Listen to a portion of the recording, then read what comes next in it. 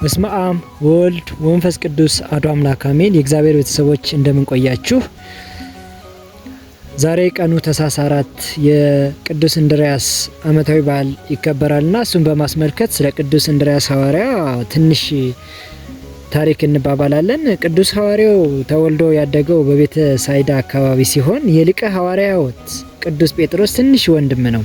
አባቱም ዮና ይባላል። ገና ከልጅነቱ ጀምሮ አሳ ማጥመድን ከትልቅ ወንድሙ ተምሯል። እድሜው ከፍ ባለ ጊዜ ኦሪትን ተምሮ የመጥምቁ ቅዱስ ዮሐንስ ደቀ መዛሙር ሆኗል። በእርሱም ያገለገለ ለ6 ወራትን ተምሯል። በወቅቱ ከወንጌላዊው ወልደ ዘብዴዎስ ዮሐንስ ጋር የቅርብ ባልንጀራም ነበሩ። ጌታችን መድኃኒታችን ኢየሱስ ክርስቶስ በተጠመቀ ጊዜ ያን ድንቅ ምስጢረ ሥላሴ ከተመለከቱትም አንዱ ቅዱስ እንድርያስ ሐዋርያው ነበረ። ጌታ በጾም ከገዳመ ቆሮንጦስ በተመለሰ ጊዜ እንድርያስ መንፈስ ቅዱስ አነሳስቶት ተከታትሎታል። መጥምቁ ቅዱስ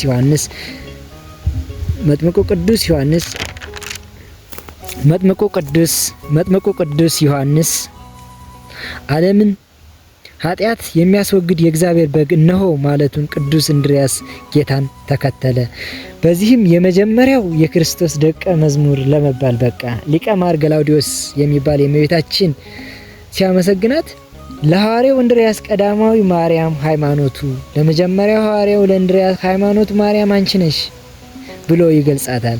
ቅዱስ ሐዋርያ ስሉጥ ፈጣን አገልጋይ እንደነበር ወንጌል ይናገር ነበር በዛን ጊዜ እና ለ3 ዓመት ቅዱስ እንድርያስ ለ3 ዓመት ከ3 ወር ከጌታ እግር ስር ተምሮ በበዓለ 50 መንፈስ ቅዱስን ተቀብሎ ምን ሀገረ ስብከት ልዳ ብትሆን ብዙ አህጉር ዓለምን ሰብኳል።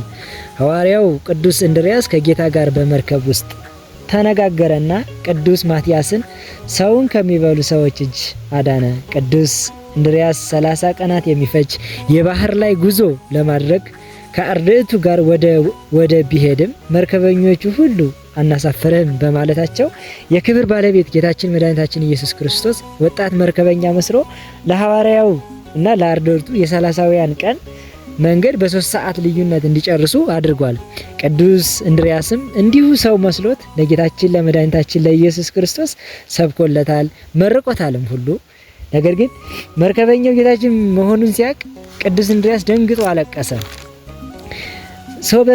ሰው በአእመረ ክያው ወጠየቀ አምሳሎ ዘተናገርኩ በድፍረት ምሳሌ ከኩሉ ስራይ ሌታ ጋየነ ወህዳገ ይቤለ እንዲህ ማረኝ ብሎታል። ጌታችንም አይዞህ እኔ ካንተ ጋር ነኝ አለው። እንድርያስ ማለት በጣም ደፋር ብርቱ ጀግና ማለት ነው። ድፍረት በሁለት ይከፈላል፣ ስጋዊ ድፍረትና መንፈሳዊ ድፍረት። ስጋዊ ድፍረት በራስ ተመክቶ የሌሎችን ሀሳብ ማጥቃት፣ ለጥቃትም ምላሽ መስጠት ማለት ይሄ ስጋዊ ፍጥረት ነው። አንድ ነገር ጎዳን ብለን ለዛ ነገር ያን ሰውዬ የምንጎዳው ከሆነ ለዛ ሰውዬ መልስ የምንሰጥ ከሆነ ይሄ ስጋዊ ፍጥረትን ያሳያል። መንፈሳዊ ድፍረት ስለ ክርስቶስ ስለ ቀናቸው ሃይማኖት ሲሉ በራስ ላይ መጨከን ማለት ለሃይማኖት ሲሉ በራስ ላይ መጨከን፣ ራስን አሳልፎ መስጠት፣ መከራንም አለመሳቀቅ፣ አለመፍራት፣ መከራን በጽሞና መቀበል። ጌታችን መድኃኒታችን ለኛ መከራ ሲሰጠን እኛ በዛ ነገር ጠንካራ እንድንሆን ነው። በዛ መከራ ጠንካራ እንድንሆን ነው። ለወደፊቱ ትልቅ ነገር እንድናስብ ነው መከራ የሚሰጠን። ከዚህ ከመከራ አለመሳቀቅ፣ በቃ በድፍረት መቀበል። ጌታችን መድኃኒታችን ኢየሱስ ክርስቶስ የሚሰጠንን መከራ አምነን መቀበል። ያ ነገር ለኛ ለወደፊት ህልማችን የሚያሳካ ስለሚያደርግ መከራን አለመፍራት፣ አለመጨከን፣ አለመሳቀቅ ብሎ ይገልጿል ቅዱስ እንድርያስ ለጊዜው በቤተ እስራኤል መካከል ደፋር የነበረ ሲሆን ለፍጻሜው ግን እስከ ሞት ደርሶ ስመ ክርስቶስን በድፍረት ይገልጻል። ደፋርም ይለዋል ጌታችን መድኃኒታችን ኢየሱስ ክርስቶስ ቅዱስ ሐዋርያውን ደፋር ነህ፣ ጠንካራ ነህ፣ ብርቱ ነህ ይለው ነበረ። የቅዱስ እንድርያስ ሀገረ ስብከቱ ልዳ ወይም ልድያ የምትባል ሀገር ናት። ይህችን ሀገር አስቀድሞ ሊቀ ሐዋርያው ቅዱስ ጴጥሮስ ትልቅ ወንድሙ ወደ ሮም ሲዘልቅ አስተምሮባት ነበረ። ቅዱስ ጴጥሮስ ወደ ሮም ሲዘልቅ የቅዱስ እንድርያስ ከደቀ መዛሙርቱ ጋር ገብቶ ብዙ ደክሞባታል፣ አስተምሮባታል። በቀደመው ዘመን ልዳ እንደዛሬው ትንሽ ሀገር አልነበረች። በቀደመው ዘመን ልዳ እንደ ዛሬው ትንሽ ሀገር አልነበረችም። ቅዱስ ሐዋርያው ወደ ቦታው ገብቶ ስመ ክርስቲያን ሰብኮ ብዙዎችን ቢያሳምንም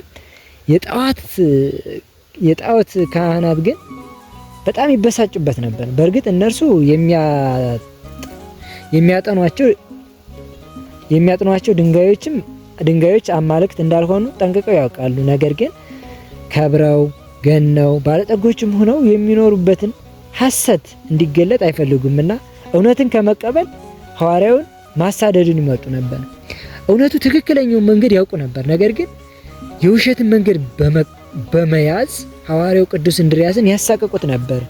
እሱንም ማሳደድ ቦታውን ለቆ እንዲሄድ ያደርጉ ነበር።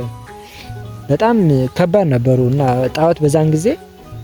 አሁን ግን የልዳ ከተማ ሕዝብ ማመናቸውን ሲሰሙ በቁጣ ሰራዊት ሰብስበው ጦርና ጋሻ አስታጥቀው ሐዋርያውን ያጠፉ ዘንድ እየተመሙ ይመጣሉ። ይህን ሲያውቁ ቅዱስ እንድርያስ ቅዱስ ፊልሞናን ጮህ ብለህ አንብበው አለው። የአሕዛብ አማልክት በብዛት የአሕዛብ አማልክት ከወርቅ ከብርን ከተለያዩ ጌጣጌጦች የተሰሩ ናቸው። አሕዛቦች ዓይን አላቸው ግን አያዩበትም፣ ጆሮ አላቸው ግን አይሰሙበትም፣ አፍንጫ አላቸው ግን አያሸቱበትም ይል ነበር ቅዱስ ፊልሞን።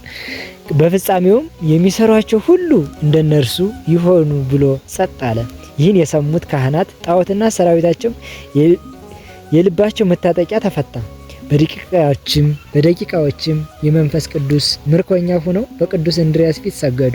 እግዚአብሔር ሆይ ለቅዱስ እንድርያስ የሰገዱለትን ለመድኃኒታችን ለኢየሱስ ክርስቶስ ለቅድስተ ቅዱሳን ለቅድስት ድንግል ማርያም እግዚአብሔር ሆይ ከምንም በላይ አማላጅነቷ አይለየን። አምላክ ቅዱስ እንድርያስ ከሞተ ልቦና አንስቶ ለክብር ያደርሰን፣ ከበረከቱም ያድለን። እግዚአብሔር ሆይ ቀኑን ባርኮ ቀድሶ በሰላም እንዲያውለን፣ ሀገራችን ኢትዮጵያን ሰላም እንዲያደርግን እግዚአብሔር ሆይ ሰላሙን፣ ደህንነቱን፣ ብርታቱን፣ አንደበቱን ይስጠን። ላስተማረን፣ ለመከረን፣ ለከሰሰን ለሱ ለሉ እግዚአብሔር ፍጹም ምስጋና ይገባዋል። ወስብሐት ለእግዚአብሔር።